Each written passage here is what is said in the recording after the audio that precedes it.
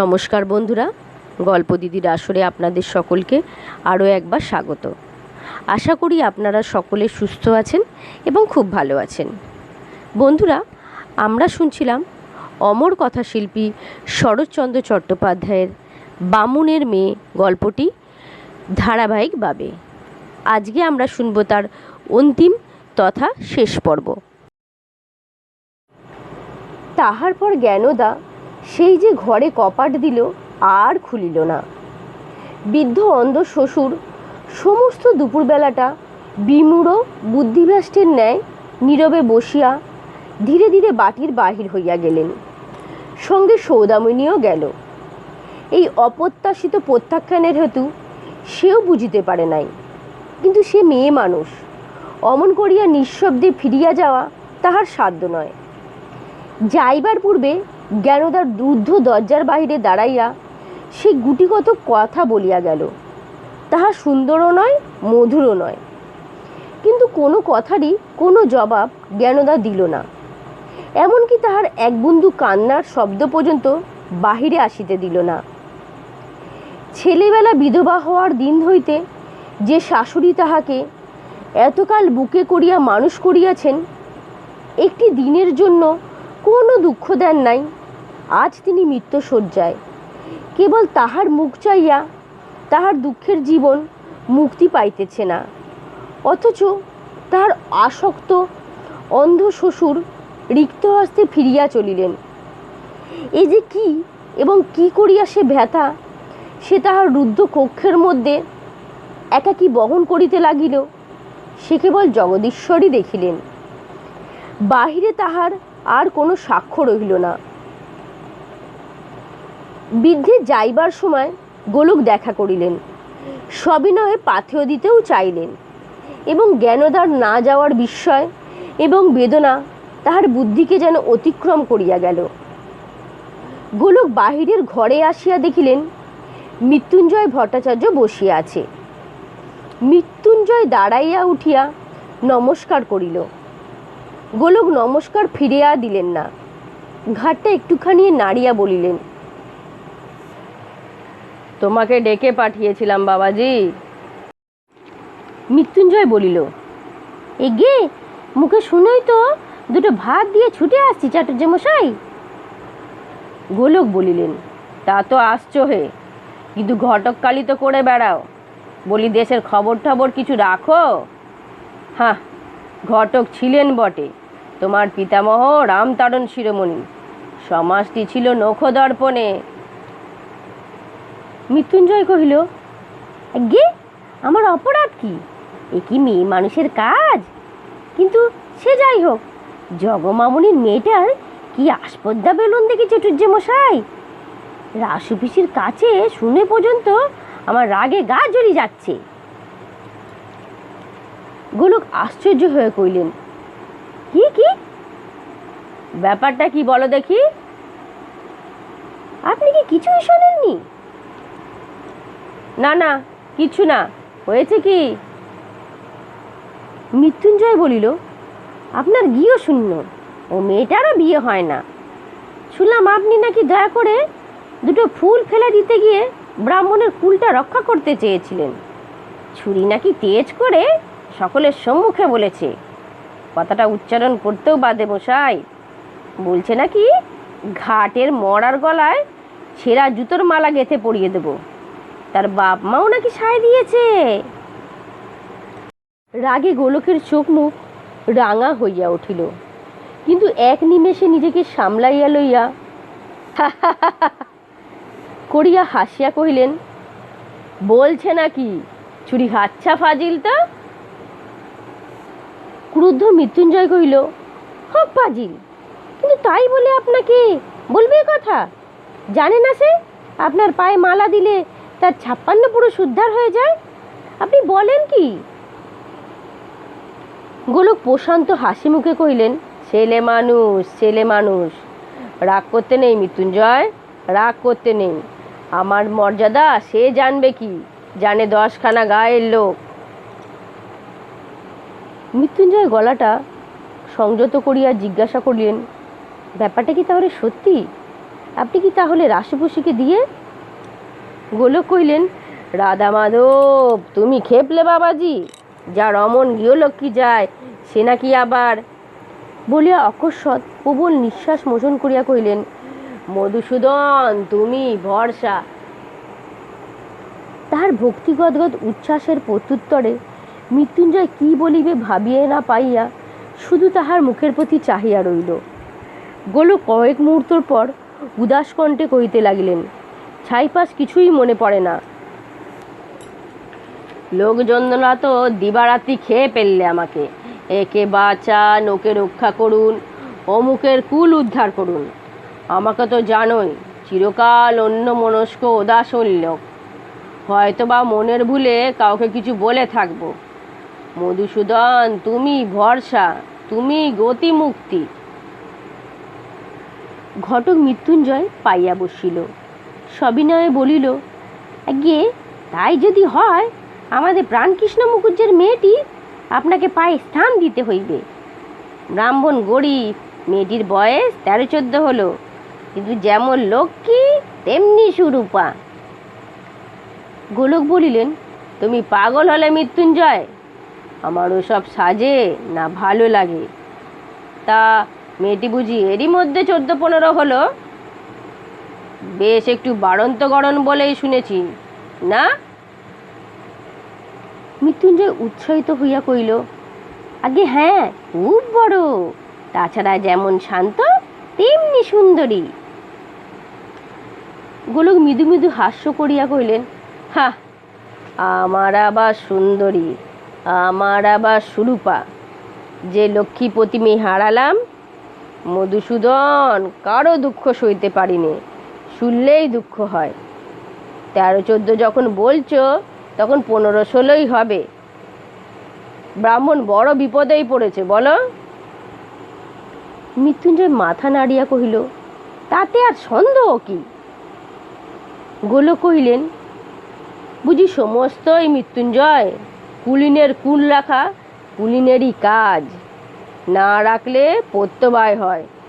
কিন্তু একে শোক তাপের শরীর, বয়সী ধরো 50-এর ধারে ঘেঁষেছে, কিন্তু কি যে স্বভাব, অপরের বিপদ শুনলে প্রাণটা কেঁদে ওঠে, নাও বলতে পারি নে।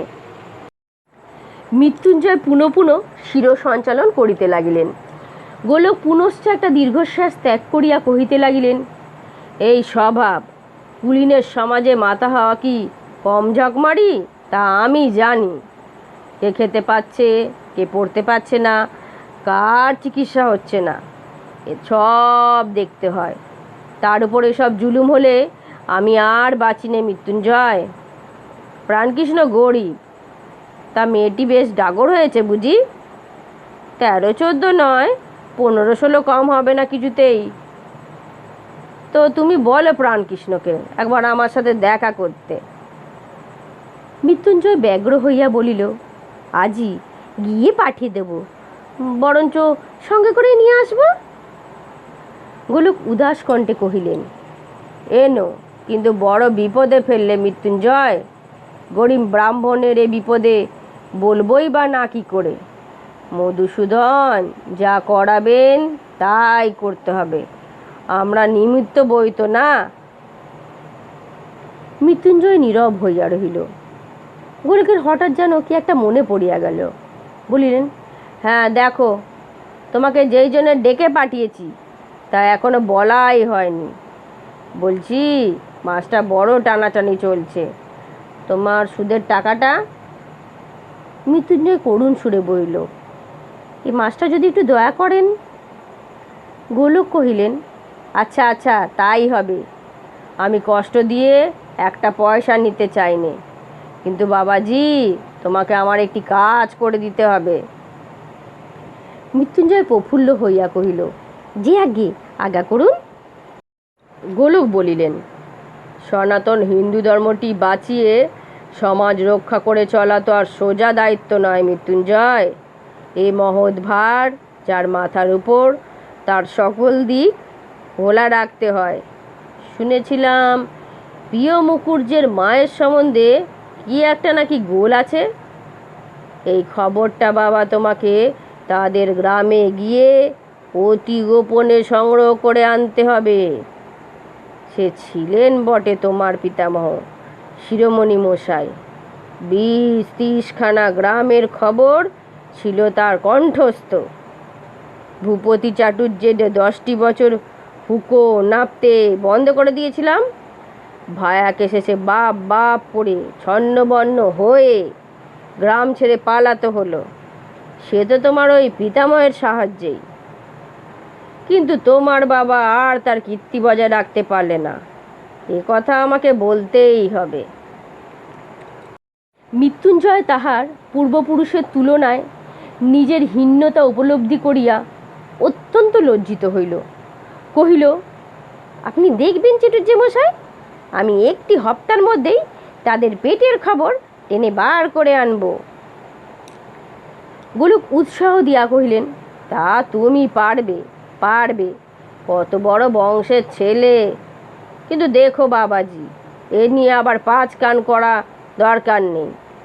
কথাটা তোমার আমার মধ্যেই যেন গোপন থাকে। সমাজের মধ্যে মান মর্যাদা রক্ষা করতে হলে অনেক বিবেচনার প্রয়োজন। তা দেখো, কেবল সুদ কেন, তোমার আসল টাকাটাও আমি বিবেচনা করে দেখব। কষ্টে পড়েছ, এ কথা যদি আগে জানাতে। মৃত্যুঞ্জয় পুলকিত হইয়া উঠিয়া দাঁড়াইল। জি আজ্ঞে, জি আজ্ঞে, আমরা আপনার চরণেই তো পড়ে আছি। আমি কালই এর সন্ধানে যাব। এই বলিয়া সে গমনোদ্যোগ হইল। গোলক জিভ কাটিয়া কহিলেন, অমন কথা মুখে এনো না বাবাজি, আমি নিমিত্ত মাত্র। তা শ্রীচরণে কীটাণুকীটের ন্যায় পড়ে আছি। এই বলিয়া তিনি ওপরের দিকে শিবনেত্র করিয়া হাত জোড় করিয়া নমস্কার করিলেন। মৃত্যুঞ্জয় চলিয়া যাইতেছিল। অন্যমনস্ক গোলক সহসা কহিলেন, আর দেখো, প্রাণকৃষ্ণকে একবার পাঠিয়ে দিও, ভুলে যেও না যেন। ব্রাহ্মণের বিপদের কথা শুনে প্রাণটা কেঁদে উঠেছে। নারায়ণ, মধুসূদন, তুমি বর্ষা। প্রসিদ্ধ জয়রাম মুখর দহিত শ্রীমান বীরচন্দ্র বন্ধর সহিত সন্ধ্যার বিবাহ স্থির হইয়াছে। আগামীকাল বরপক্ষ আশীর্বাদ করিতে আসিবেন। বাড়িতে তাহারই উদ্যোগ আয়োজন চলিতেছে। অগ্রহায়ণের শেষাশেষি বিবাহ। একটিমাত্র দিন আছে, তাহার পরে দীর্ঘদিনব্যাপী অকাল। এই সূত্রে বহু বৎসর পরে বহু সাধ্য সাধনায় শাশুড়ি কাশী হইতে আসিয়াছেন। সন্ধ্যার পরে ভাড়ার ঘরে দাওয়ায় বসিয়া প্রদীপের আলোতে জগদ্ধাত্রী মিষ্টান্ন রচনা করিতেছিল এবং তাহারই অদূরে কম্বলের আসনে বসিয়া বৃদ্ধা শাশুড়ি কালীতারা মালা জপ করিতেছিলেন। শীতের আভাস দিয়াছে। তার গায়ে একখানি গেরুয়া রঙের লুই, পরিধানেও সেই রঙে রঞ্জিত বস্ত্র। পুত্রবধূর দিকে দৃষ্টিপাত করিয়া শান্তস্বরে জিজ্ঞাসা করিলেন, বিয়ের বুঝি আর দিন 10 বাকি বৌমা? জগদ্ধাত্রী মুখ তুলিয়া চাহিলেন, কহিলেন, কোথায় 10 দিন মা, আজ নিয়ে 9 দিন। কাজটা হয়ে গেলে তবে যেন বাঁচি। এ পোড়া দেশে কিছুই যেন ভরসা হয় না। শাশুড়ি একটু হাসিয়া কহিলেন, সব দেশেই এক ভয় মা, কেবল তোমাদের গ্রামে নয়। কিন্তু এতে আশা ভরসারই বা কি আছে বৌমা? অমর লক্ষ্মী প্রতিমা মেয়েকে যখন জলেই ফেলে দিচ্ছ। জগদ্ধাত্রী চুপ করিয়া কাজ করিতে লাগিলেন, উত্তর দিলেন না। শাশুড়ি বলিলেন, প্রিয়র কাছে সবই শুনেছি। আজ সকালে স্নানের পথে অরুণকে দেখলাম। অমন সোনার চাঁদ ছেলেকে তোমার পছন্দ হলো না বৌমা? জগদ্ধাত্রী বিশেষ খুশি হইলেন না, বলিলেন, কিন্তু কেবল পছন্দই তো সব নয় মা। শাশুড়ি বলিলেন, নয় মানি, কিন্তু ফিরে এসে সন্ধ্যার কাছে তার কথা পেরে একটু একটু করে যতটুকু পেলাম, তাতে যেন বুক আমার ফাটতে লাগলো। হা বৌমা, মা হয়েও কি তোমার চোখে পড়ল না? চোখে তাহার বহুদিনই পড়িয়াছে, কিন্তু স্বীকার করা একেবারে অসম্ভব। বরঞ্চ সভয়ে এদিক ওদিকে চাইয়া চাপা গলায় বলিলেন, কাজকর্মের বাড়ি, কেউ এসে পড়লে শুনতে পাবে তো মা। শাশুড়ি আর কিছু বলিলেন না, কিন্তু জগদ্ধাত্রী নিজের কণ্ঠস্বরের রুক্ষতায় নিজেই লজ্জিত হইয়া আস্তে আস্তে বলিলেন, আচ্ছা মা, তুমি কি করে এমন কথা বলো? তোমার এত বড় কুলের মর্যাদা ভাসিয়ে দিয়ে কি করে লোকের কাছে মুখ দেখাবে বলো তো? তাছাড়া তার তো জাত নেই। যারা তার হয়ে তোমার কাছে ওকালতি করেছেন, এ কথা কি তারা তোমাকে বলেছে? জগদ্ধাত্রী মনে করিলেন ইহার পরে তাহার বলিবার আর কিছুই থাকিতে পারে না, কিন্তু শাশুড়ি ঘাড় নাড়িয়া কহিলেন, বলেছে বই কি, কিন্তু তার কাছে তো যায়নি বৌমা, সমস্ত বজায় আছে, কেবল তার বিদ্যা বুদ্ধির জন্যেই বলছি নে। ছোট জাত বলে যে অনাথা মেয়েকে দুটোকে তোমরা তাড়িয়ে দিলে, সে তাদের বুকে তুলে নিল। তার জাত ভগবানের বরে অমর হয়ে গেছে বৌমা, তাকে আর মানুষ মারতে পারে না। জগদ্ধাত্রী মনে মনে কুপিত হইয়া বলিলেন, অনাথা বলেই কি হাড়ি দুলে বামুনের ভিটে বাড়িতে বাস করবে মা? এ কি শাস্ত্রে বলে? শাশুড়ি বলিলেন, শাস্ত্রে কি বলে তা জানি নে বৌমা, কিন্তু নিজের ব্যথা যে কি তা ঠিক জানি। আমার কথা কাউকে বলবার নয়, কিন্তু এ যে কি ব্যথা তা বুঝতে বৌমা। ছোট জাত বলে মানুষকে ঘৃণা করার শাস্তি ভগবান প্রতিনিয়ত কোথা দিয়ে দিচ্ছেন।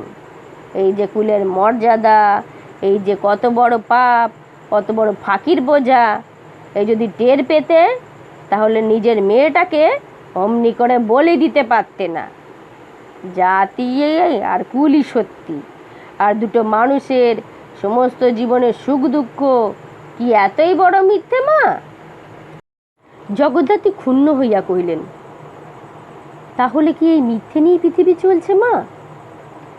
শাশুড়ি একটু ম্লান হাসিয়া কহিলেন, পৃথিবী তো চলে না বৌমা, চলে কেবল আমাদের মতো অভিশপ্ত জাতের। আমি বিদেশে থাকি, অনেক বয়স হলো, অনেক দেখলাম, অনেক দুঃখ পেলাম। আমি জানি যাকে বংশের মর্যাদা বলে ভাবছ যথার্থ সে কি, কিন্তু কথাটা তোমাকে খুলে বলতে পারবো না, হয়তো বুঝতেও তুমি পারবে না। তবু এই কথাটা আমার মনে রেখো মা, মিথ্যাকে মর্যাদা দিয়ে যত উঁচু করে রাখবে তার মধ্যে তত গ্লানি, তত পঙ্ক, তত অনাচার জমে উঠবে। হচ্ছেও তাই। জগদ্ধাত্রী কি একটা উত্তর দিতে যাইতেছিলেন, কিন্তু মেয়েকে আসিতে দেখিয়া চুপ করিয়া গেলেন। সন্ধ্যা খিড়কির বাগানে এতক্ষণ তাহার ফুল গাছে জল দিতেছিল। বাড়িতে প্রবেশ করিয়া হাতের ঘটিটা প্রাঙ্গণের চাতালের উপর রাখিয়া দিয়া সম্মুখে আসিয়া দাঁড়াইল। মায়ের প্রতি চাইয়া করিল, ও কি মা, চন্দ্রপুলি বুঝি? বলিয়াই হঠাৎ পিতামহীর দিকে ফিরিয়া জিজ্ঞাসা করিল, হ্যাঁ ঠাকুরমা, সকলের নাড়ু আছে, আমাদের নেই কেন? কালীতারা সস্নে জিজ্ঞাসা করিল, তা তো আমি জানি নে দিদি। সন্ধ্যা কহিল, বাহ, তোমার শাশুড়িকে বুঝিয়ে কথা জিজ্ঞাসা করনি? কালীতারা বলিলেন, কি করে তাকে জিজ্ঞাসা করব ভাই, জন্মে তো কখনো শ্বশুর বাড়ির মুখই দেখিনি। জগদ্ধাত্রী ইহা জানিতেন। তিনি লজ্জিত মুখে নীরব কাজ করিতে লাগিলেন। সন্ধ্যা প্রশ্ন করিল, আচ্ছা ঠাকুরমা, তোমার সব শুদ্ধ কতগুলো সতীন আছে? 100, 200, 300, 400? ঠাকুরমা পুনরায় হাসিলেন, ঠিক জানি না দিদি, কিন্তু অসম্ভব নয়। আমার বিয়ে হয়েছিল 8 বছর বয়সে, তখনই তার পরিবার ছিল 86টি। তারপরে অনেক বিয়ে করছিলেন, কিন্তু কত সে বোধহয় তিনি নিজেও জানতেন না, তা আমি কি করে জানব? সন্ধ্যা বলিল, আহা, তা লেখা ছিল না? সেই খাতাখানা যদি কেড়ে রাখতে ঠাকুরমা, তাহলে বাবাকে দিয়ে আমি খোঁজ করাতুম, তারা এখন কোথায় আছে? হয়তো বা আমার কত কাকা জ্যাঠামশাই, কত ভাই বোন সব আছেন, তাই না ঠাকুরমা? আচ্ছা, তাদের কি সব জানতে পারা যেত? একটুখানি হাসিয়া প্রশ্ন করিল, আচ্ছা ঠাকুরমা, ঠাকুরদা মশাই কালে ভদ্র কখনো এলে তাকে কটা টাকা দিতে হতো? দরদস্তুর নিয়ে তোমাদের বুঝি ঝগড়া বেজে যেত? জগদ্ধাত্রী রাগ করিয়া উঠিলেন, বলিলেন, জ্যাঠামি রেখে ঠাকুরের সেতলের জোগাড়টি সেরে ফেল দেখি সন্ধে।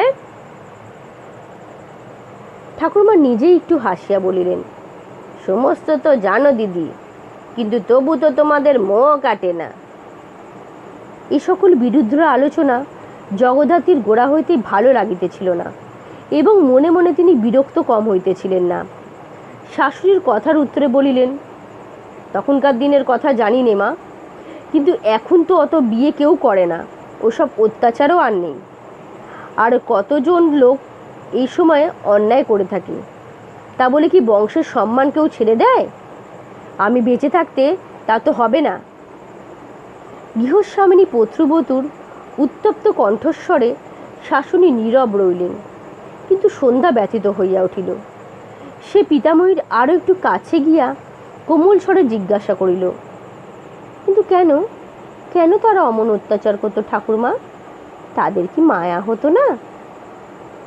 ঠাকুরমা সন্ধ্যার হাত ধরিয়া তাহাকে পাশে টানিয়া লইয়া বলিলেন, মায়া কি করে হবে দিদি?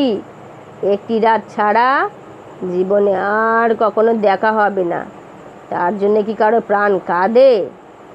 আর সে কি যে অত্যাচার, আজ কি থেমে গেছে? তোমার ওপরে যা হচ্ছে তা কি কম অত্যাচার দিদি?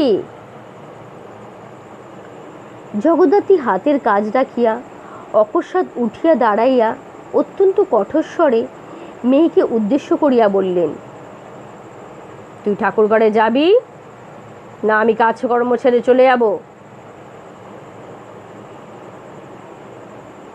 সন্ধ্যা মায়ের মুখের দিকে চাহিল, কিন্তু কথা কহিল না, উঠবারও চেষ্টা করিল না। ধীরে ধীরে পিতামহীকে জিজ্ঞাসা করিল, কিন্তু যে জিনিসটার এত সম্মান এতদিন ধরে এমনভাবে চলে আসছে ঠাকুরমা, তাকে কি নষ্ট হতে দেওয়াই ভালো? এবার শাশুড়ি বধূর রুক্ষ কথার বিশেষ কর্ণপাত করিলেন না। নাতির প্রশ্নের জবাবে বলিলেন, কিছু একটা দীর্ঘদিন ধরে চলছে বলে সে যে ভালো তা তো হয় না দিদি, সম্মানের সঙ্গে হলেও না। মাঝে মাঝে তাকে যাচাই করে বিচার করে তবে নিতে হয়। যে মমতার চোখ বুজে থাকতে সেই মরে। আমরা সকল কথা কাউকে বলবার নয় ভাই, কিন্তু এই সমস্ত জীবনটা আমি অহরহ বিষের জ্বালায় জ্বললাম। বলিতে বলিতে তাহার গলা যেন ভিতরের অব্যক্ত যতনায় বুঝিয়া আসিল। সন্ধ্যা তাহার হাতখানি নিজের হাতের মধ্যে লইয়া আস্তে আস্তে বলিল, থাকবে ঠাকুরমা ওইসব কথা। তিনি অন্য হাত দিয়া পৌত্রীকে বুকের কাছে টানিয়া লইয়া নীরবে আপনাকে আপনি এক মুহূর্ত সংবরণ করিয়া ফেলিলেন। তারপর সহজ কণ্ঠে ধীরে ধীরে বলিতে লাগিলেন, সন্ধ্যা, দেশের রাজা একদিন শুধু গুণের সমষ্টি ধরেই ব্রাহ্মণকে কৌলিন্য মর্যাদা দিয়ে শ্রেণীবদ্ধ করেছিলেন। তারপরে আবার এমন দুদিন একদিন এসেছিল যেদিন সেই দেশের রাজার আদেশেই তাদের বংশধর কেবল দোষের সংখ্যাই গণনা করেই মেলবদ্ধ করা হয়েছিল। যে সম্মানের প্রতিষ্ঠা হয়েছিল কুরুটি এবং অনাচারের উপর, তার ভিতরের সত্যিটা যদি জানতে দিদি, তাহলে আজ যে বস্তু তোমাদের এত মুগ্ধ করে রেখেছে তা শুধু কেবল ওই কুলি নয়, ছোট জাত বলে যে দুলে মেয়ে দুটোকে তোমরা তাড়িয়ে দিলে, তাদের ছোট বলতেও তোমাদের লজ্জায় মাথা হেঁট হয়ে যেত। জগদ্ধাত্রী ক্রোধ এবং বিরক্ত সহ্য করতে না পারিয়া চলিয়া গেলেন, কিন্তু সন্ধ্যা চুপ করিয়া সেখানেই বসিয়া রইল। তাহার মনে হইতে লাগিল তাহার সত্যবাদিনী সন্ন্যাসিনী পিতামহী ভিতরের কি একটা অত্যন্ত লজ্জা ও ব্যথার ইতিহাস কিছুতেই প্রকাশ করিতে পারিতেছেন না, কিন্তু তাহার বুক ফাটিতেছে। তার হঠাৎ মনে হইল তাহার পিতামহের বহু বিবাহের সহিত ইহার যেন একটা ঘনিষ্ঠ সংসর্গ আছে। খানিকক্ষণ নিঃশব্দে থাকিয়া সে সল্লজ্জে চুপি চুপি জিজ্ঞাসা করিল, সত্যি কি ঠাকুরমা আমাদের মধ্যে বেশি অনাচার প্রবেশ করেছে? জানিয়ে আমরা এত গর্ববোধ করি, তা কি অনেকখানি ভুয়ো? পিতামহী কহিলেন, এর যে কতখানি ভুয়ো সে আমার চেয়ে বেশি কেউ জানে না, কিন্তু কথাটা উচ্চারণ করিতে যে তার চোখে জল আসিয়া পড়িল তাহা সন্ধ্যার অন্ধকারেও সন্ধ্যার অবধিত রইল না। তিনি হাত দিয়া চোখ দুটি মুছিয়া ফেলিয়া ধীরে ধীরে বলিতে লাগিলেন, কিন্তু এখন আমি মাঝে মাঝে মনে করি কি জানিস সন্ধ্যা, মানুষের এই ব্যবধানের, এই যে মানুষের হাতে করার গণ্ডি, এ কখনো ভগবানের নিয়ম হয় না।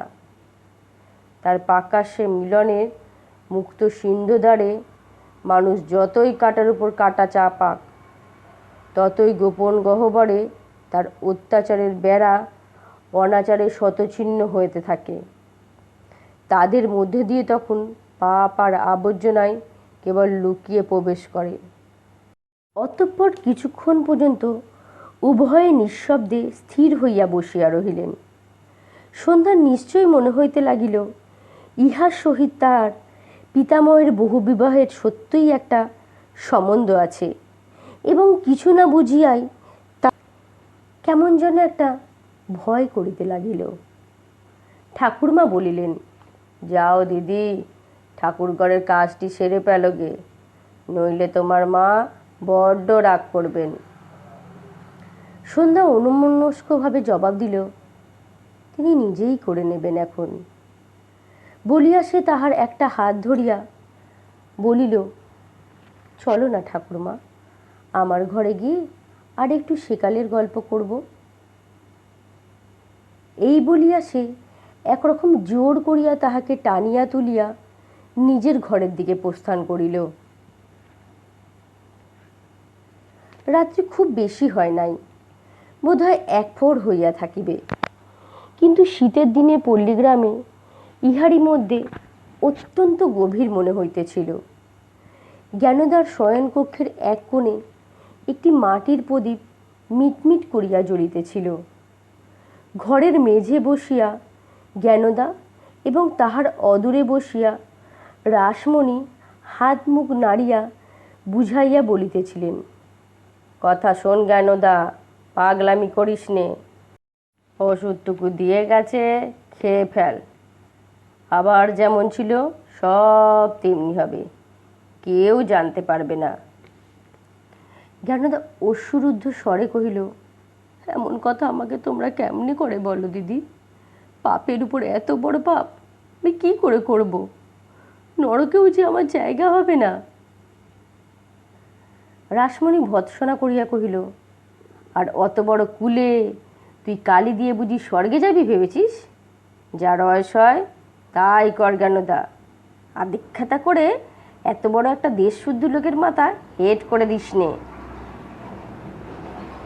জ্ঞানদা হাত জোর করিয়া কাঁদিয়া বলিল, ও আমি কিছুতেই করতে পারবো না দিদি, আমাকে বিষ দিয়ে তোমরা মেরে ফেলবে, আমি টের পেয়েছি। রাসমণি মুখখানা অতিশয় বিকৃত করিয়া কহিল, তবে তাই বল, মরবার ভয়ে খাবি না, মিছে ধর্ম করিস নে। জ্ঞানদা কহিল, কিন্তু ও যে বিষ। রাসমণি বলিলেন, বিষ তো তোর কিলা, তুই তো আর মরছিস নে। বলিয়া তীক্ষ্ণ কণ্ঠস্বর চক্ষের নিমেষে কোমল ও করুণ করিয়া কহিলেন, পাগলি আর কাকে বলে? আমরা কি তোকে খারাপ জিনিস খেতে দেব? এ কি কখনো হয়? রাশি বাবনি এমন কথা কি কেউ বলতে পারে?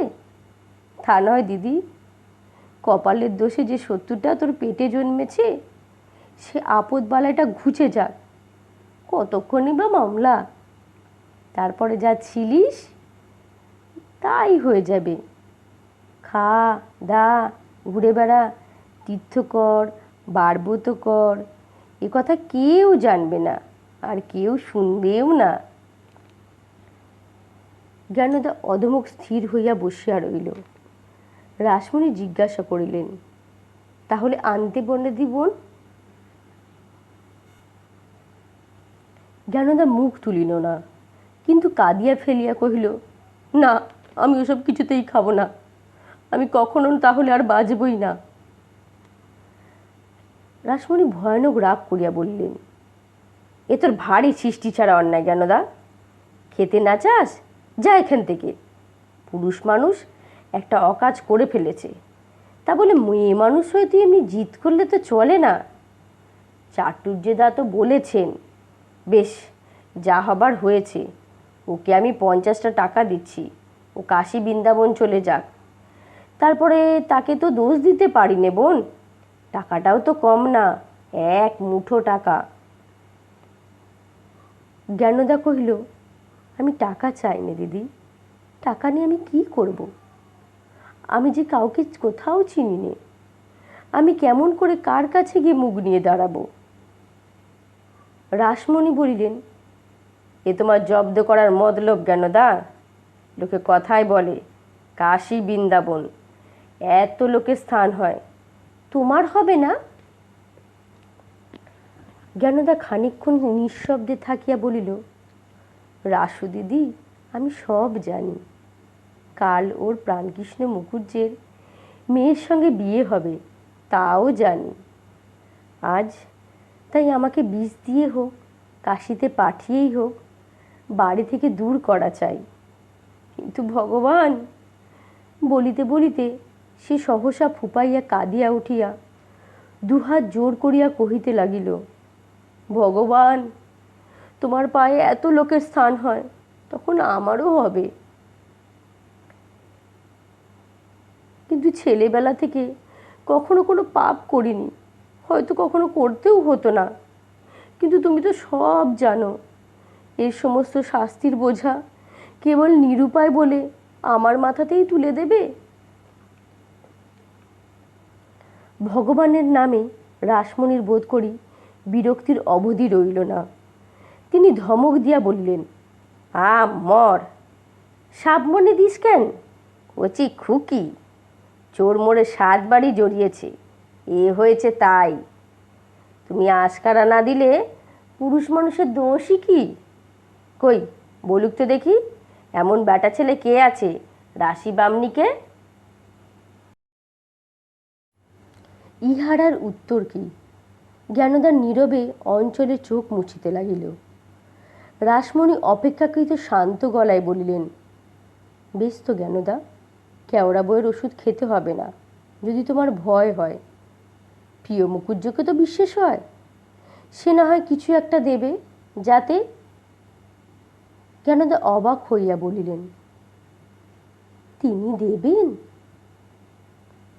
রাসমণি বলিলেন, দেবে না আবার? চাটুর্যের দাদা বলে দিয়েছে, না দিয়ে পথ পাবে না, খবর দেয়া হয়েছে, এই এসব পড়ল বলে। কিন্তু তখন আর না বললে হবে না, তা আমি বলে দিচ্ছি। জ্ঞানদা চুপ করিয়া রহিল। রাসমণি অধিকতর উৎসাহজনক আরও কিছু বলিতে যাইতেছিলেন, কিন্তু অদূরে প্রাঙ্গণে জুতার শব্দ এবং প্রিয় মুখুজ্জের গলা শোনা গেল। আহ, এখানে একটা আলো দেয় না কেন? লোকজন সব গেল কোথায়? বলিতে বলিতে খটখট করিয়া তিনি ঘরে আসিয়া উপস্থিত হইলেন। বগলে চাপা ছোট বড় 4-5খানা বই তক্তপোষের উপর এবং হাতের বাস্কটা নিচে রাখিতে রাখিতে বলিলেন, আজ কেমন আছো জ্ঞানদা? ও চলবে না, ঠান্ডা পড়েছে, মাটিতে বসা চলবে না, রেমেডিটা একটু পাল্টে দিতে হলো দেখছি। একে মাসি যে, কতক্ষণ? ভালো তো সব? তোমার নাতনিটিকে কাল রাস্তায় দেখলাম, তেমন ভালো বলেই তো মনে হলো দেখি। খিদে কেমন? কাল নিয়ে এসো তো একবার, জিভটা একবার দেখিয়ে দিয়ে যেও। মরবার ফুরসত নেই, কোন দিকে যে যাই, যেদিকে নজর রাখবো না অমনি। কাল মেয়েটার বিয়ে, মাসি, কাল কিন্তু সকালবেলায় যাওয়া চাই। কাল মেয়ের বিয়ে, কাল তো আর কিছুতেই বার হতে পারবো না, কিন্তু রোগীগুলোর যে কি হবে তাই ভাবছি। একটা আধটা তো নয়, এমনি হয়েছে যে প্রিয় মুখুজ্জকে ছেড়ে কেউ আর বিপিনকে ডাকতেই চায় না। তারই বা চলে কি করে? দুঃখ হয়, তবু যা হোক কিছু তো একটা শিখেছে। দাও হাতটা একবার দেখি দেখি। পঞ্চা গয়না শুনলাম বুকে সর্দি বসেছে, খপ করে একবার তাকেও দেখে আসতে হবে। দাও হাতটা দাও। যেন না হাত বাড়াইয়া দিল না, নীরবে নত মুখে বসিয়া রইল। রাসমণি বলিলেন, ছুরির ব্যায়ামটা কি ঠাউরালে বলো দেখি জামাই। পিও তাহার মুখের দিকে চাইয়া কইল, ডিজিজ, গড়হজম, অজীর্ণ, অম্বল। অম্বল। কিন্তু প্রশ্নকারিণীর মৃদু মৃদু শিরোচ্চালনা দেখিয়া তাহার ডাক্তারি বিদ্যা একেবারে নিবিবার উপক্রম করিল। ব্যগ্র হইয়া করিল, কেন কেন নয় কেন? বিপিন এসেছিল বুঝি? কি বললে সে? কই দেখি, কি ওষুধ দিয়ে গেল? রাসমণির মুখে সত্য মিথ্যা, উগ্র কোমল, ভালো মন্দ কিছুই বাদে না। ভূমিকা করিয়া কথা কহিবার প্রয়োজন তাহার দৈবাৎ ঘটে, কিন্তু তবুও তাহাকে আজ সাবধান হইতে হইল। মাথা নাড়িয়া বললেন, না বাবা, বিপিন ডাক্তারকে ডাকা হয়নি, পরাণ চাটুর্যও আসেনি। তোমার কাছে তারা আবার কি? ডাক্তারির তারা কি জানে? এ কথার চাটুর্যেদা সকলের কাছে বলে বেড়ায়। বলবে না? এই যে সবাই বলবে, বিপিনকে যে আমি 10 বছর ধরে শেখাতে পারি, সেবার পলসেটিলা দিয়ে। মাসি বললে, তাছাড়া ছুরি এমন কাণ্ড করে বসলে বাবা, আপনার লোক ছাড়া পরকে ডাকবার জো পর্যন্ত নেই। প্রিয় উত্তপ্ত হইয়া কহিলেন, আমি থাকতে পর ঢুকবেই ডাক্তারি করতে? তবে কি জানো মাসি, এসব রোগে একটু টাইম লাগে, কিন্তু তাও তাও আমি বলে দিচ্ছি, দুটোর বেশি 3টে রেমেডি আমি দেবো না। কেমন জ্ঞানদা? গা বমি ভাবটা আমার 2 ফোঁটা ওষুধে থামলো কি না, ঠিক বলো? জ্ঞানদার অনত শির একেবারে মাটির সঙ্গে মিশিয়া যাইতে চাহিল। তাহার হইয়া রাসমণি বলিলেন, তোমাকে ছাড়া আর কাউকে বিশ্বাস হয় না বাবা, তোমার ওষুধ যেন ধন্বন্তরী, কিন্তু ব্যামোটা যে তা নয় পিত্তনাথ। অদিষ্টের ফেরে পোড়া কপালির অসুস্থতা দাঁড়িয়েছে উল্টো। প্রিয় হাতটা তুলিয়া কহিলেন, উল্টো নয় মাসি, উল্টো নয়। বিপিন মিত্রের হাতে পড়লে তাই হয়ে দাঁড়াতে বটে, কিন্তু কিচ্ছু ভয় নেই প্রিয় মুখুজ্জে। রাসমণি ললাটে একটুখানি করাঘাত করিয়া বলল, তুমি বাঁচাও তো ভয় নেই সত্যি, কিন্তু সর্বনাশী যে এদিকে সর্বনাশ করে বসেছে, এখন তার মতো একটু ওষুধ দিয়ে উদ্ধার না করলে যে কুলে কালি পড়ার জো হলো বাবা। কিন্তু এত বড় অভিজ্ঞ চিকিৎসকের কাছে তাহার শেষ কথাটা বেশ প্রাঞ্জল হইয়া উঠিল না। তাহার মুখের পানে চাইয়া মাসি চক্ষের নিমেষে অনুভব করিলেন, এবং ইহাই যথেষ্ট পরিস্ফুট করিতে প্রিয়নাথকে তিনি ঘরের একধারে টানিয়া লইয়া গিয়া কানে কানে গুটিগত কথা বলিতেই সে চমকাইয়া উঠিয়া বলিল, বলো কি মাসি, জ্ঞানদা? মাসি কহিলেন, কি আর বলবো বাবা, কপালের লেখা কে খণ্ডাবে বলো? এখন দাও একটু প্রিয়নাথ, যাতে গোলক চাটুর্যের উঁচু মাথা নিচু না হয়। একটা দেশের মাথা, সমাজের মাথা, পুরুষ মানুষ, তার দোষ তো কি বাবা? কিন্তু তার ঘরে এসে তুই ছুরি কি ঢলাঢলি করলি বল দেখি? প্রিয়র মুখ ফ্যাকাশে হইয়া গেল। একবার জ্ঞানদার মুখখানা দেখে তারপর ধীরে ধীরে কহিলেন, তোমরা বরঞ্চ বিপিন ডাক্তারকে খবর দাও মাসি, এ ওষুধ আমার কাছে নেই। বলিয়া তিনি হেঁট হইয়া নিজের বাস্কটা এবং বইগুলো সংগ্রহ করিতে পবিত্র হইলেন। রাসমণি আশ্চর্য হইয়া বলিলেন, বলো কি পিত্তনাথ, আর 5 কান করা যায়? হাজার হোক তুমি আপনজন, আর বিপিন ডাক্তার শুদ্ধুর, বামুনের মান মর্যাদার সে কি বোঝে বাবা? কিন্তু বলিবার পূর্বেই সহসা দ্বার খুলিয়া নিঃশব্দে গোলক প্রবেশ করিলেন এবং পিয়নাথকে ধরিয়া মিনতি করিয়া কহিলেন, বিষের ভয়ে ও যে আর ওষুধ খেতে চায় না বাবা, নইলে কষ্ট তোমাকে দিতাম না। এই বিপদই তোমাকেই উদ্ধার করতে হবে পিয়নাথ। মিনতি করিয়া বলে, বিষের ভয়ে ও যে আর ওষুধ খেতে চায় না বাবা, বিষের ভয়ে ও যে আর ওষুধ খেতে চায় না বাবা। পিয় হাত ছাড়াইয়া লইয়া বলিলেন, না না, ওইসব নোংরা কাজের মধ্যে আমি নেই। আমি রোগী দেখি, রেমেডি সিলেক্ট করি, ব্যাস। বিপিন টিপিনকে ডেকে পরামর্শ করুন, আমি ওসব জানি টানি নেই। বলিয়া একবার তিনি বইগুলো বগলে চাপিবার আয়োজন করিলেন। গোলক সেই হাতটা তাহার হাতের মধ্যে লইয়া প্রায় কাঁদো কাঁদো গলায় কহিতে লাগিলেন, প্রিয়, বুড়ো মানুষের কথাটা রাখো বাবা, সম্পর্কে তোমার শ্বশুর হই, রাখলে না জানলে যে তোমাকে বলতাম না। দোহাই বাবা, একটা উপায় করে দাও, হাত ধরছি তোমার। পিয়নাথ হাতটা পুনরায় ছাড়াইয়া লইয়া কহিলেন, সম্পর্কে শ্বশুরই হন আর যাই হন, তা বলে জীব হত্যা করব? আচ্ছা লোক তো আপনি, পরলোকে জবাবটা কি দেব? গোলক দ্বারের কাছে সরিয়া গেলেন। তাহার মুখের চেহারা, চোখের ভাব, গলার স্বর সমস্তই যেন অদ্ভুত জাদু বলে এক নিমেষে পরিবর্তন হইয়া গেল। কর্কশ কলে জিজ্ঞাসা করিলেন, এত রাত্রে তুমি ভদ্রলোকের বাড়িতে ভেতরে ঢুকেছ কেন? এখানে তোমার কি দরকার? প্রশ্ন শুনিয়া প্রিয় শুধু আশ্চর্য নয়, হতবুদ্ধি হইয়া গেলেন। বলিলেন, কি কি দরকার? বাহ বাহ, বেশ তো, চিকিৎসা করতে কে ডেকে পাঠালে? বাহ। গোলক চিৎকার করিয়া বলিলেন, বাহ, চিকিৎসার তুই কি জানিস রে হারামজাদা? কে তোকে ডেকেছে? কোথা দিয়ে তুই বাড়িতে ঢুকলি? খিড়কির দরজা তোকে কে খুলে দিলে? জ্ঞানদার প্রতি ফিরিয়া কহিলেন, হারামজাদি, তাই অন্ধ শ্বশুর কেঁদে কেঁদে ফিরে গেল, যাওয়া হলো না। বুড়ো শাশুড়ি মরে, আমি নিজে কত বললুম, জ্ঞানদা যাও, এই সময় তার সেবা করো গে। কিছুতেই গেলি না এই জন্যে? রাত দুপুরে চিকিৎসা করবার জন্যে? দড়া হারামজাদি, কাল যদি না তোর আমি মাথা মুড়িয়ে ঘোল ঢেলে গ্রামের বাইরে বার করে দিই, আমার নাম গোলক চাটুর্যেই নয়।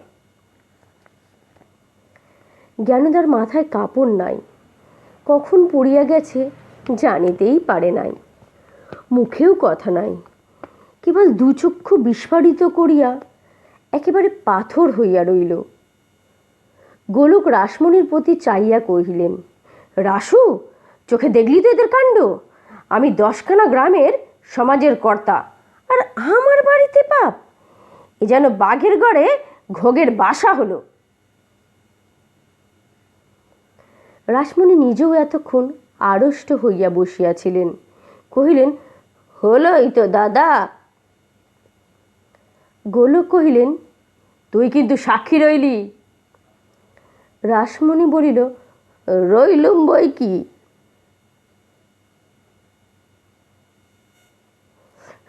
আমি বলি কি, রাত্রে তো হাতটা একটু আজার হলো, দেখে আসি জ্ঞানদা কেমন আছে। দেখি না, বেশ দুটিতে বসে হাসি তামাশা খোশ গল্প করছে। জ্ঞানদা ইহার কোনো উত্তর দিলেন না, তেমনি প্রসারিত চোখে পাষাণ মূর্তির ন্যায় বসিয়া রইল। প্রিয় আচ্ছন্ন অভির্ভূতের মতো দাঁড়াইয়া ছিল। গোলক ছো মারিয়া তাহার হাত হইতে বইগুলি কাড়িয়া লইয়া তাহাকে গলায় সজোরে একটা ধাক্কা মারিয়া বলিলেন, বেরো বেটা পাজি নচ্ছর আমার বাড়ি থেকে। কি বলবো, তুই রামতনু বাড়ুজ্যের জামাই? নইলে জুতিয়ে আজ আধমরা করে তোকে থানায় চালান দিয়ে দিতাম বলিয়া পুনশ্চ একটা ধাক্কা দিলেন এবং চাকর দাসীরা গোলযোগ শুনিয়া বারান্দায় আসিয়া দাঁড়াইয়াছিল। তাহাদের মধ্যে দিয়া তাহাকে বারংবার ঠেলিতে ঠেলিতে বাহির করিয়া লইয়া গেলেন। প্রিয় বলিতে লাগিল, বাহ, বেশ মজা তো। চাকর দাসীরা সঙ্গে সঙ্গে গেল এবং রাসমণি নীরবে তাহাদের পিছনে পিছনে নিঃসাড়ায় সরিয়া পড়িলেন। রহিল কেবল জ্ঞানদা, তেমনি নিশ্চল, তেমনি বাক্যহীন, তেমনি অবচেতন মূর্তি হইয়া। আজ সমস্ত দিন ধরিয়াই কাছে ও দূরে সানাইয়ের করুণ সুর মাঝে মাঝে ভাসিয়া আসিতেছিল। অগ্রহায়ণের আজকের দিনটি ছাড়া অনেক দিন বিবাহের যোগ নাই। তাই বোধ হয় এই ছোট্ট গ্রামখানির মধ্যেই প্রায় 4-5টা বাড়িতেই শুভ বিবাহের আয়োজন চলিয়াছে। আজ সন্ধ্যার বিবাহ। নানা কারণে অরুণ এখনো পর্যন্ত বাসস্থান ও জন্মভূমি পরিত্যাগ করিবার সংকল্প কার্যে পরিণত করিয়া তুলিতে পারে নাই। পূর্বের মতো আবার সে কাজকর্ম শুরু করিয়াছে।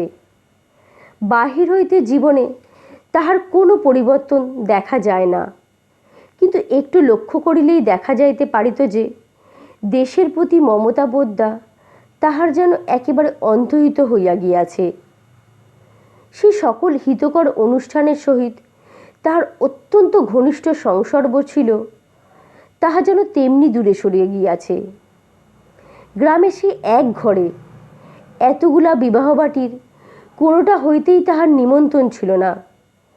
সামাজিকতা রাখিতে তাহার কোথাও যাইবারও প্রয়োজন ঘটে নাই। আজ সকল বাটির দরজায় তাহার কাছে রুদ্ধ।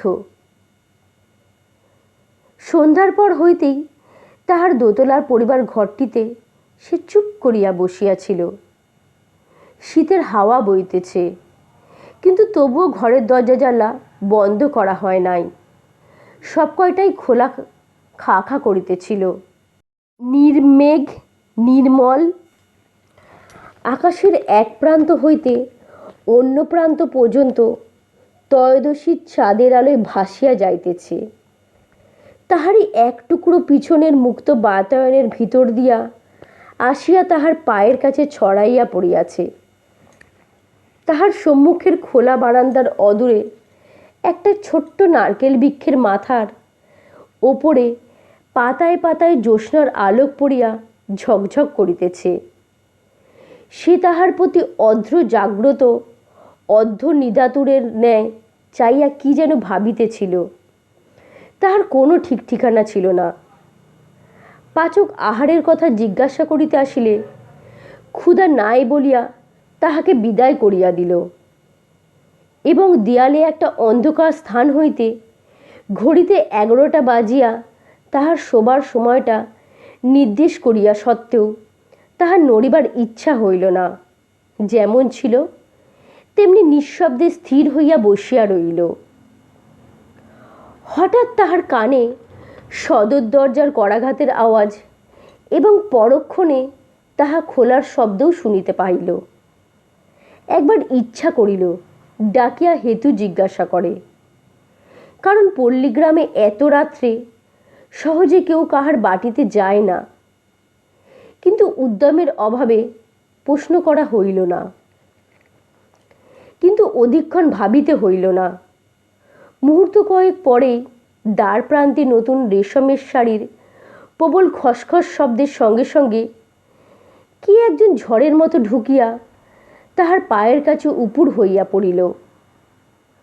অরুণ শশব্যস্ত হইয়া উঠিয়া দাঁড়াইয়া দেখিল জ্যোৎস্নার আলোকে ইহার পরিধানের রাঙা চেলি চকচক করিতেছে। এ যে কে তাহা চক্ষের নিমেষে উপলব্ধি করিয়া ভয়ে বিস্ময়ে তাহার সমস্ত বুকের ভেতরটা সেই মুহূর্তেই একেবারে শুকাইয়া উঠিল। সে যে কি বলিবে, কি করিবে, কিছুই ভাবিয়া পাইল না। কিন্তু তাহার সময় হইল না।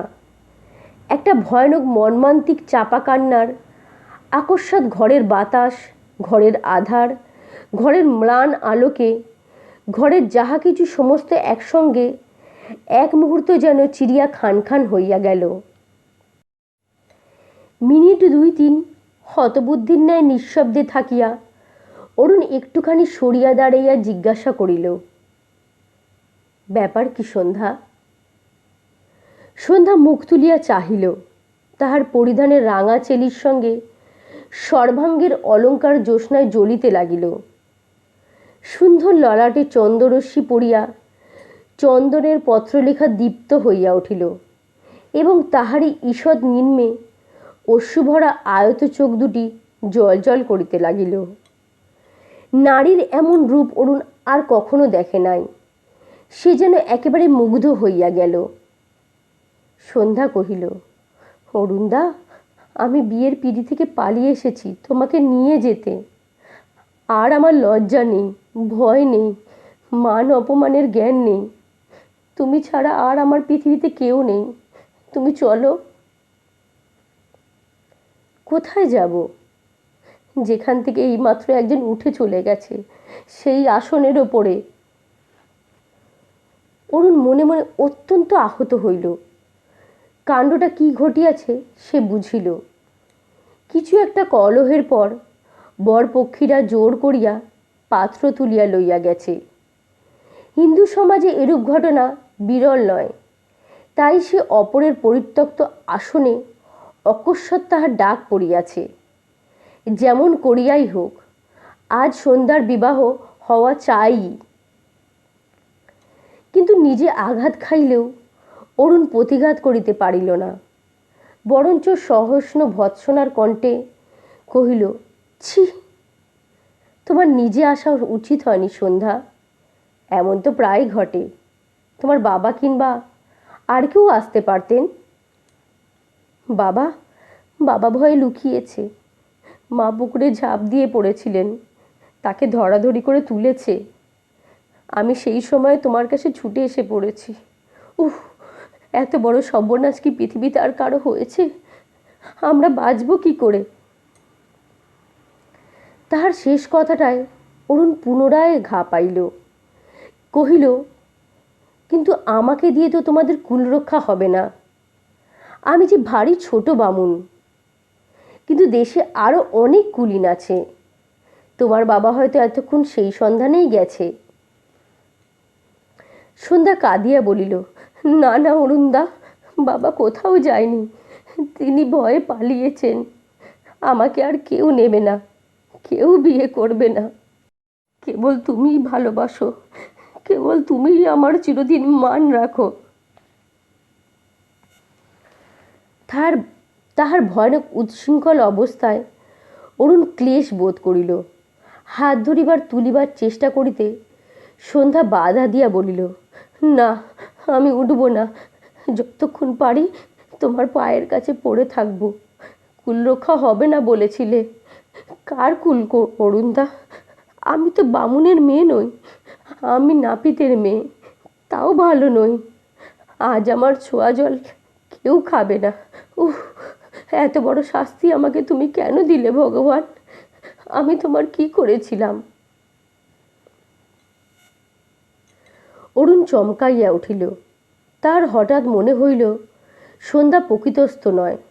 হয়তো এ সমস্তই তাহার উষ্ণ মস্তিষ্কের উদ্ভট বিকৃত কল্পনা। হয়তোবা এ সকল কিছুই ঘটে নাই। সে পলাইয়া আসিয়াছে। বাড়িতে তাহাদের এতক্ষণ হুলুস্থুল্লুস বাঁধিয়া গিয়াছে। তাহাকে শান্ত করিয়া বাড়ি পাঠাইবার অভিপ্রায়ে সহাস্নে মাথায় হাত রাখিয়া ধীরে ধীরে বলিল, আচ্ছা চল সন্ধ্যা, তোমাকে বাড়ি নিয়ে যাই। সন্ধ্যা গড় হইয়া প্রণাম করিয়া তাহার পায়ের ধুলো মাথায় লইয়া বলিল, চলো। তুমি যে যাবে সে আমি জানতুম, কিন্তু আমার সমস্ত কথা শুনে তবে চলো। নইলে কি জানি, তুমিও হয়তো কি বলেছিলুম তোমাকে একদিন? ছোট বামুন না? আজ বোধহয় সেই পাপেই কেবল প্রমাণ হয়ে গেল আমি বামুনের মেয়ে নই। আমরা বেঁচে কী করে থাকবো অরুণদা? তাহার মানসিক যন্ত্রণার পরিমাণ দেখিয়া অরুণের মন আবার দ্বিধাগ্রস্ত হইয়া উঠিল। তাহার মনে হইতে লাগিল যথার্থ কি ঘটিয়াছে, হয়তোবা সে সত্য ঘটনা বিব্রতই করিতেছে। আস্তে আস্তে জিজ্ঞাসা করিল, এ কথা কে প্রমাণ করলে? কে? গোলক চাটুর্যে। সে কি আমাকে বলেছিল জানো? জানো না? আচ্ছা থাক, তবে সেই কথা মা আমাকে সম্বোধন করতে বসেছিলেন। আমার ঠাকুরমা চুপ করে দাঁড়িয়েছিলেন। এমনি সময় মৃত্যুঞ্জয় ঘটক দুজন লোক নিয়ে উপস্থিত হলো। একজন তাকে ডেকে বললে, তারা দিদি, আমাদের চিনতে পারো? একজন আমার মাকে দেখিয়ে বললে, তুমি ছেলের বিয়ে দিয়ে এই বামুনের মেয়ের জাত মেরেছ, আবার কেন নাতনির বিয়ে দিয়ে এদের জাত মারছ? তারপর বাবাকে আঙুল দেখিয়ে সবাইকে ডেকে বললে, তোমরা সবাই শোনো, এ যাকে তোমরা পরম কুলীন প্রিয় মুখুজ্জে বলে জানো, সে বামুন নয়, সে হিরু নাপিতের ছেলে। অরুণ বলিয়া উঠিল, এ সমস্ত তুমি কি বকে যাচ্ছ সন্ধ্যা? কিন্তু সন্ধ্যা বোধ করি এ প্রশ্ন শুনিতেই পারিল না। নিজের কথা সূত্র ধরিয়া বলিতে লাগিল, মৃত্যুঞ্জয় ঘটক গঙ্গাজলের ঘরটা ঠাকুমার সামনে বসিয়ে দিয়ে জিজ্ঞেস করল, বলুন সত্যি কথা, বলুন ও কার ছেলে? মুকুন্দ মুখুজ্জের না হিরু নাপিতের? বলুন। অরুণদা, আমার সন্ন্যাসিনী ঠাকুমার মাথা হেট করে রইলেন, কিছুতেই মিথ্যে বলতে পারলেন না। ওগো, এ সত্যি, এ সত্যি, এ ভয়ঙ্কর সত্যি। সত্যি আমাদের তোমরা যা বলে জানতে, আমি তা নই, আমি সন্ধ্যা বামুনের মেয়ে নই। অরুণের মনের সংশয়ের মধ্যে আর লেশমাত্র অবকাশ রইল না।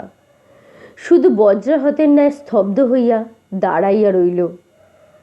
সন্ধ্যা কহিল, একজন তখন সমস্ত ঘটনা খুলে বললেন। সে তাদের গ্রামের লোক। বললে, 8 বছর বয়সে ঠাকুমার বিয়ে হয়। তারপর 14-15 বছর পর একজন জামাই বলে মুকুন্দ মুকুজ্জ পরিচয় দিয়ে বাড়ি ঢোকে। 5 টাকা আর একখানা কাপড় নিয়ে সে 2 দিন বাস করে চলে যায়। ওহ ভগবান!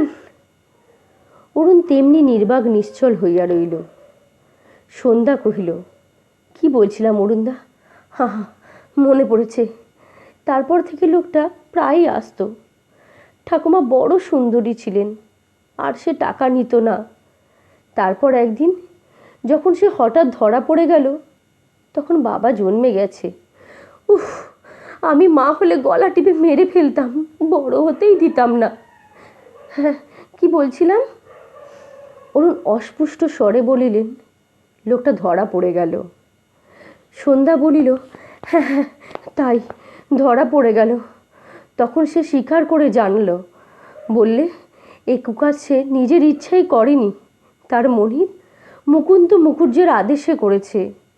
একে বুড়ো মানুষ, তাতে 5-7 বছর সে বাতে পঙ্গু, তাই অপরিচিত স্ত্রীদের কাছ থেকে টাকা আদায়ের ভার তার ওপরেই দিয়েছিলেন।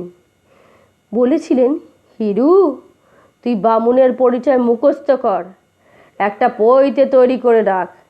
এখন থেকে যা কিছু রোজগার করে আনবি তার অর্ধেক ভাগ তুই পাবি। অরুণ চমকাইয়া বলিল, এই কাজ সে আরও করেছিল নাকি? সন্ধ্যা কহিল, হ্যাঁ, আরও 10-12 জায়গায় থেকে সে এমনি করে প্রবর্জনে রোজগার করে নিয়ে আসতো। সে আরও কি বলেছিল জানো? বলেছিল এ কাজ নতুন নয়, আর তার মনে কেবল একলাই করে না, এমন অনেক ব্রাহ্মণই দূরাঞ্চলে বখরার কারবারে অপরের সাহায্য নিয়ে থাকেন। অরুণ ক্রোধে গর্জন করিয়া বলিল, খুব সম্ভব সত্যি, নইলে ব্রাহ্মণ কুলে গোলকের মতো কসাই বা জন্মায় কি করে? অথচ এরাই সমস্ত হিন্দু সমাজের মাথায় বসে আছে। তারপর ঠাকুরমা আমার বাবাকে নিয়ে কাশি চলে গেলেন। সেই অবধি তিনি সন্ন্যাসিনী, সেই অবধি তিনি কোথাও মুখ দেখান না। সন্ধ্যা পুনশ্চ কহিল, হিরুনাপিত নাকি জিজ্ঞাসা করেছিল, ঠাকুরমশাই পরকালে কি জবাব দেবে? তার মনিব বলেছিল, সে পাপ আমার, আমি তার জবাব দেব।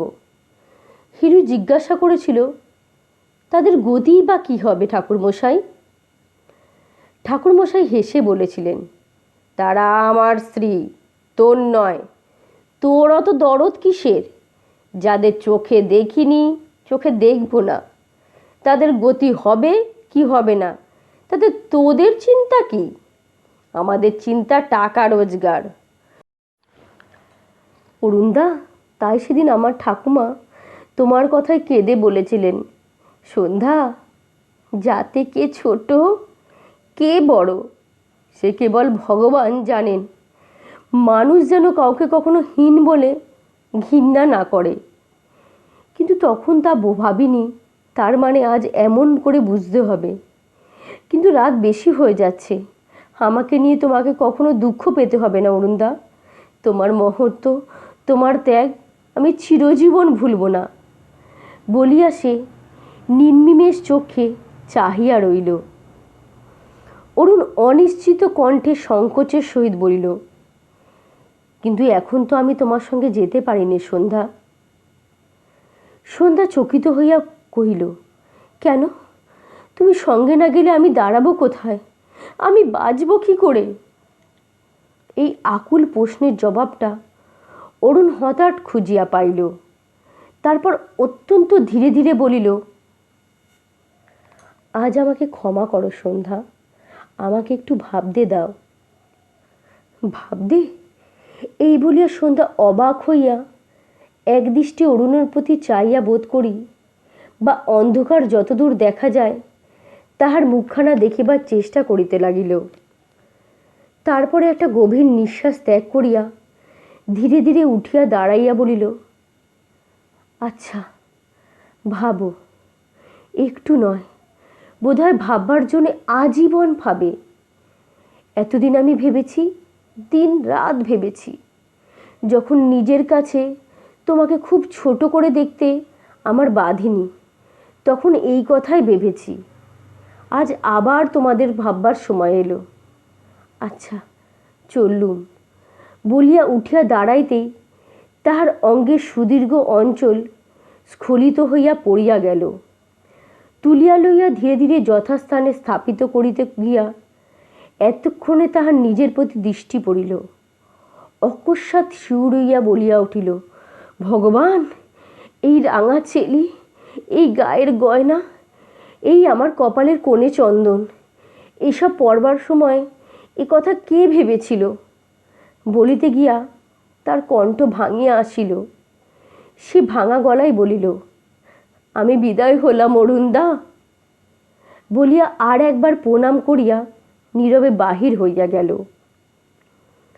অরুণ নিশ্চল হইয়া দাঁড়াইয়া রইল, কিন্তু দৃষ্টির বাহিরে সন্ধ্যা অন্তহিত হইতেই হঠাৎ যেন তাহার চমক ভাঙিয়া গেল।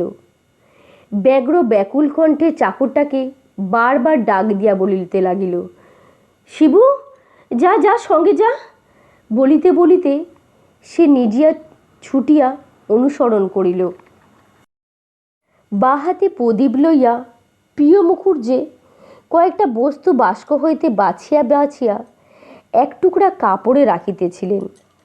হঠাৎ পিছনে ডাক শুনিলেন, বাবা। কাজটা প্রিয় গোপনেই করিতেছিলেন। শশব্যস্ত হাতের প্রদীপটা রাখিয়া ধীরে ধীরে দাঁড়াইয়া উঠিয়ে সাড়া দিলেন, কে? সন্ধ্যা? এই যে মা, যাই চলো, আর দেরি হবে না। সন্ধ্যা কষ্টে অশ্রু সংবরণ করিয়া কহিলেন, কি করছিলে বাবা? প্রিয় থতমত খাইয়া বলিলেন, আমি? কই না, কিছুই তো না মা। সে বস্ত্রখণ্ডটা দেখাইয়া সন্ধ্যা জিজ্ঞাসা করিল, ওতে কি বাবা, কি রাখছিলে? ধরা পড়িয়া প্রিয় অত্যন্ত লজ্জিত হইয়া উঠিলেন। কতকটা মিনতির সুরে কহিলেন, গোটা কতক, বেশি নয় মা, রেমেডি সঙ্গে নিচ্ছিলাম, আর ওই মেডিকা খানা। বড়টা না, ছোটোটা ছিঁড়ে খুঁড়ে গেছে, অচেনা জায়গা, যা হোক কিছু প্র্যাকটিস করতে হবে তো, তাই ভাবলাম। মা কি তোমাকে এটুকুও দিতে চায় না বাবা? প্রিয় অনিশ্চিতভাবে মাথা নাড়িয়া কি যে জানাইল ঠিক বুঝা গেল না। তুমি কোথায় প্র্যাকটিস করবে বাবা? বৃন্দাবনে, সেখানে কত যাত্রী যায়, তাদের ওষুধ দিলে আমি কি মাসে 4-5 টাকা পাবো না সন্ধে? তাহলেই আমার বেশ চলে যাবে। খুব পাবে বাবা, তুমি আরও ঢের বেশি পাবে, কিন্তু সেখানে তো তুমি কাউকে জানো না। পরশু শেষ রাত্রে ঠাকুরমা যখন কাশি চলে গেলেন, তুমি কেন গেলে না তার সঙ্গে বাবা? মার সঙ্গে কাশিতে? না মা, আমি আর কাউকে জড়াতে চাইনি। আমার জন্য তোমরা এত দুঃখ পেলে, আর আমি কাউকে দুঃখ দেব না। যতদিন বাঁচব এই অচেনা জায়গায় একলাই থাকব। সন্ধ্যা পিতার বুকের কাছে সরিয়া আসিয়া তার হাত দুটি নিজের হাতের মধ্যে লইয়া বলিল, কিন্তু আমি তোমাকে একলা থাকতে দেব না বাবা, আমি যে তোমার সঙ্গে যাব। প্রিয় ধীরে ধীরে নিজের হাতটা ছাড়াইয়া কন্যার মাথার উপর রাখিয়া হাসিয়া কইলেন, দূর পাগলি, সে কি কখনো হয়? আমার সঙ্গে কোথায় যাবি মা? তোমার মায়ের কাছেই তুমি থাকো, সেও অনেক দুঃখ পেল। আর আমার নাম করে যারা ওষুধ চাইতে আসবে তাদের ওষুধ দিও।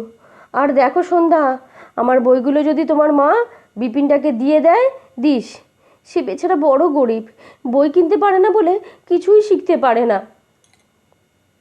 সন্ধ্যা মাথা নাড়িয়া বলিল, না বাবা, আমি তোমার সঙ্গেই যাব। এই দেখো না, আমার পরনের কাপড় দুটি আমি গামছায় বেঁধে নিয়েছি। এই বলিয়া সে অঞ্চলের ভেতর হইতে একটি ছোট্ট পুটলি বাহির করিয়া দেখাইল। প্রিয় কোনোদিন বেশি প্রতিবাদ করিত না। তিনি রাজি হইয়া বলিলেন, আচ্ছা চলো, কিন্তু তোর মা যে বড্ড দুঃখ পাবে সন্ধ্যা। কাল সর্বসমক্ষে সমাজে 16 আনার সম্মুখে পিতার উৎকট দুর্গতি সে চোখে দেখিয়াছে। জগদ্ধাত্রীর নিজের বাড়ি বলিয়াই এতটা সম্ভব হইতে পারিয়াছে। এই অপমান সন্ধ্যার হাড়ে হাড়ে বিঁধিয়াছে, কিন্তু প্রত্যুত্তরে তাহার কোনো উল্লেখ করিল না। শুধু বারবার মাথা নাড়িয়া বলিতে লাগিল, না বাবা, আমি কিছুতেই থাকব না, আমিও যাব। আমি সঙ্গে না থাকলে তোমাকে কে দেখবে, কে তোমাকে রেঁধে দেবে? এই বলিয়া সে তাড়াতাড়ি বাবার ঔষধগুলি ও বইখানি বস্ত্রখণ্ডে বাঁধিয়া ফেলিল এবং তাহার হাত ধরিয়া কহিল, চলো বাবা, আমরা এবেলা বেরিয়ে পড়ি, নইলে 12টার ট্রেন হয়তো ধরতেই পারা যাবে না। মায়ের রুদ্ধ ঘরের চৌকাঠের উপর মাথা ঠেকাইয়া সন্ধ্যা প্রণাম করিয়া কহিল, মা, আমরা চললুম। কেবল দুখানি পরনের কাপড় ছাড়া আর তোমার কিচ্ছু নিইনি। বলিয়া সে কাঁদিয়া ফেলিল, কিন্তু ভিতর হইতে কোনো সাড়া আসিল না। তাড়াতাড়ি আঁচলে চোখ মুছিয়া বলিল, মা, লাঞ্ছনা আর ঘৃণার সমস্ত কালি মুখে মেখেই আমরা বিদায় নিলাম। তোমাদের সমাজের বিচার হবে না, কিন্তু যাদের মহাপাতকের বোঝা নিয়ে আজ আমাদের যেতে হলো, তাদের বিচার করবার জন্যে অত্যন্ত একজন আছেন। সে কিন্তু একদিন টের পাবে। ঘরের অভ্যন্তরে তেমনি নিস্তব্ধ, দ্বার তেমনি অবরুদ্ধ রইল। সন্ধ্যা পিতার পিছনে পিছনে বাটির বাহির হইয়া আসিল। কে একজন অদূরে গাছতলায় দাঁড়াইয়াছিল। সে কাছে আসিতেই প্রিয় জ্যোৎস্নার আলোকে চিনিতে পারিয়া কহিল, কে, অরুণ নাকি? অরুণ কহিল, আগে হ্যাঁ, আজ আপনি 12টার গাড়িতে যাবেন শুনে দেখা করতে এলাম। প্রিয় কহিলেন, হ্যাঁ, আর দেখো না, বড় মুশকিল, মেয়েটা কিছুতেই ছাড়লে না, সঙ্গে নিলে। আমি কোথায় যাই, কোথায় থাকি, এই দেখো ওর পাগলামি। অরুণ অবাক হইয়া কহিল, সন্ধ্যা, তুমিও যাবে? সন্ধ্যা শুধু কেবল বলিল, হ্যাঁ। অরুণ এক মুহূর্ত মৌন থাকিয়া একান্ত সংকোচের সহিত করিল, সেদিন রাত্রে আমি কিছুতেই মন স্থির করতে পারিনি, কিন্তু আজ নিশ্চয় করেছি। তোমার কথাতেই রাজি হব সন্ধ্যা। প্রিয় বুঝিতে না পারিয়া শুধু চাহিয়া রইল।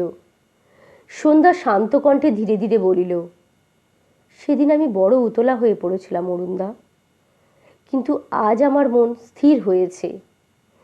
মেয়ে মানুষের বিয়ে করা ছাড়াও পৃথিবীতে আর কোনো কাজ আছে কিনা আমি সেইটাই জানতে বাবার সঙ্গে যাচ্ছি। কিন্তু আর তো আমাদের সময় নেই অরুণদা, পারো তো আমাদের ক্ষমা করো। এই বলিয়াই সে পিতার হাত ধরিয়া অগ্রসর হইয়া পড়িল। অরুণ সঙ্গে সঙ্গে যাইবার উদ্যোগ করিতেই সন্ধ্যা ফিরিয়া চাহিয়া কহিল, না অরুণদা, আমাদের সঙ্গে আসতে পাবে না, তুমি বাড়ি যাও। অরুণ কহিল, সন্ধ্যা, এই দুঃখের সময় তোমার মাকে ছেড়ে চললে? সন্ধ্যা কহিল, কি করব অরুণদা, এতদিন মা বাপ দুজনকে ভোগ করার সৌভাগ্য ছিল, কিন্তু আজ একজনকে ছাড়তেই হবে। তবু মায়ের বোধহয় একটা উপায় আছে। কাল অনেকেই তো তামাশা দেখতে এসেছিলেন, কেউ কেউ বলেছিলেন কি নাকি একটা প্রায়শ্চিত্ত আছে। থাকে ভালোই, তখন দেখবার লোকের অভাব হবে না। কিন্তু আমি ছাড়া আমার বাবাকে সামলাবার আর কেউ নেই সংসারে। কিন্তু আর দাঁড়িয়ে থেকো না বাবা, চলো। এই বলিয়া তাহারা পুনশ্চ অগ্রসর হইয়া গেল। অরুণ সেখানেই স্তব্ধ হইয়া দাঁড়াইয়া রইল। একটুখানি পথ আসিয়া দেখিতে পাহিল, জনা কয়েক লোক লুচি, মাংসের তরকারি ও বিবিধ মিষ্টান্নের ভূয়সী প্রশংসায় সমস্ত রাস্তাটা মুখরিত করিয়া পান চিবাইতে চিবাইতে ঘরে চলিয়াছে। তাহাদের আনন্দ ও পরিতৃপ্তি ধরে একদম না। জ্যোৎস্নার আলোকে পাছে ইহারা চিনিয়া ফেলে, এই ভয়ে সন্ধ্যা পিতার হাত ধরিয়া পথের ধার ঘেঁষিয়া দাঁড়াইল এবং তাহারা চলিয়া গেলে আবার পথ চলিতে লাগিল। মোড় ফিরিয়াই ইহাদের ভুরি ভোজনের হেতু বোঝা গেল। পাশের আমবাগানের ভিতর দিয়া গোলক চাটুর্যে মহাশয়ের বাটি হইতে প্রচুর আলোক এবং প্রচুরতম কলরা বাসিতেছে। লুচি আনো, তরকারি এদিকে, দই কই দিচ্ছি, মিষ্টি কই প্রভৃতি বহুকণ্ঠ নিশ্চিত শব্দে সমস্ত স্থানটা জমজম করিতেছে। প্রিয় কহিলেন, গোলক চাটুর্য মহাশয়ের আজ বৌভাত কি না? কাজকর্মে চাটুর্য মশাই খাওয়াই ভালো। শুনলাম 5খানা গ্রাম বলা হয়েছে, বামুন সুদ্দূর কেউ বাদ পড়েনি। সন্ধ্যা অবাক হইয়া কইল, কার বৌভাত বাবা? গোলক ঠাকুরদার? প্রিয় কহিলেন, হ্যাঁ, প্রাণকৃষ্ণ মেয়েটাকে পরশুদিন বিয়ে করলেন কি না? সন্ধ্যা মুখ দিয়া কেবল বাহির হইল, হরিমতি, তার বৌভাত? প্রিয় কহিলেন, হ্যাঁ হ্যাঁ হ্যাঁ, হরিমতি নাম বটে। গরিব বামুন বেঁচে গেল। মেয়েটা বড় হয়ে কি রে? কিছু না বাবা, চলো আমরা এখান থেকে একটু তাড়াতাড়ি যাই। এই বলিয়া সন্ধ্যা পিতার হাত ধরিয়া তাহাকে এক প্রকার টানিয়া লইয়া রেল স্টেশনের উদ্দেশ্যে প্রস্থান করিল। পিতাকে লইয়া সে যখন স্টেশনে আসিয়া পৌঁছল, তখন গাড়ি প্রায় আধ ঘন্টা বিলম্ব আছে। পল্লীগ্রামের ছোট্ট স্টেশন, বিশেষত রাত্রি বলিয়া লোক কেহ ছিল না। শুধু প্ল্যাটফর্মের একধারে একটা করব বৃক্ষের অন্ধকার ছাওয়ায় কি একটি স্ত্রীলোক বসিয়াছিল। সেই ইহাদের দেখিবা মাত্রই ব্যস্ত হইয়া মাথার কাপড় টানিয়া দিল। প্রিয় সরিয়া দাঁড়াইলেন, কিন্তু সন্ধ্যার তীক্ষ্ণ চক্ষুকে সে একেবারে ফাঁকি দিতে পারিল না। সন্ধ্যা মিনিটখানেক নিঃশব্দে লক্ষ্য করিয়া সবিস্ময় বলিল, জ্ঞানদাদি, তুমি যে এখানে একলা যে? সন্ধ্যা ঠিক চিনিয়াছিল। জ্ঞানদা মুহূর্তে দুহাত বাড়াইয়া তাহাকে বুকে টানিয়া লইয়া ফুকারিয়া কাঁদিয়া উঠিল। সন্ধ্যার বিস্ময়ের পরিসীমা রইল না। সে নিজের দুর্ভাগ্যে অভিভূত ছিল। ইতিমধ্যে তাহারই পাশের বাড়িতে আর এক হতভাগিনীর ভাগ্য যে কোন অতলে তলাইতেছিল তাহা কিছুই জানিত না। কিন্তু পিয়া একেবারে বিবর্ণ হইয়া উঠিল। সন্ধ্যা কহিল, তুমি কোথায় যাবে জ্ঞান দিদি?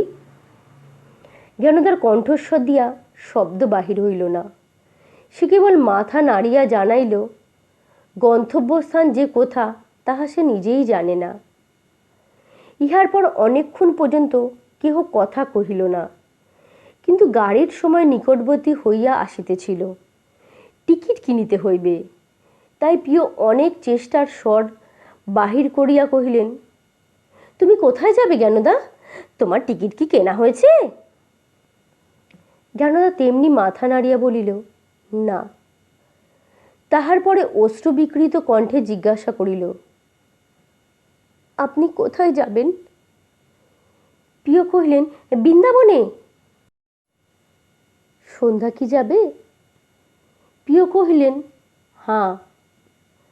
জ্ঞানদা অঞ্চলের গ্রন্থি খুলিয়া কতগুলি টাকা প্রিয়র পায়ের কাছে রাখিয়া দিয়া বলিল, টিকিটের দাম কত তা আমি জানি নে, কিন্তু এই 50টি টাকা আমার কাছে আছে। আমাকে একখানি বৃন্দাবনের টিকিট কিনে দিন। কেবল এইটুকু আমাকে সঙ্গে নিন। তার বেশি আর আমি পৃথিবীতে কারো কাছে কিচ্ছু চাইব না। প্রিয় ক্ষণকাল চুপ করিয়া থাকিয়া শেষে আস্তে আস্তে বলিল, আচ্ছা, চলো আমাদের সঙ্গে। বন্ধুরা, শেষ হলো শরৎচন্দ্র চট্টোপাধ্যায়ের বামুনের মেয়ের শেষ পর্ব। আমার গল্প পাঠ আপনাদের কেমন লেগেছে অবশ্যই জানাবেন। আর আমার চ্যানেলে নতুন নতুন গল্প শুনতে প্লিজ আমার চ্যানেলটিকে সাবস্ক্রাইব করবেন এবং সাথে থাকবেন। আজকের মতো শুভরাত্রি। সকলে সুস্থ থাকবেন এবং ভালো থাকবেন।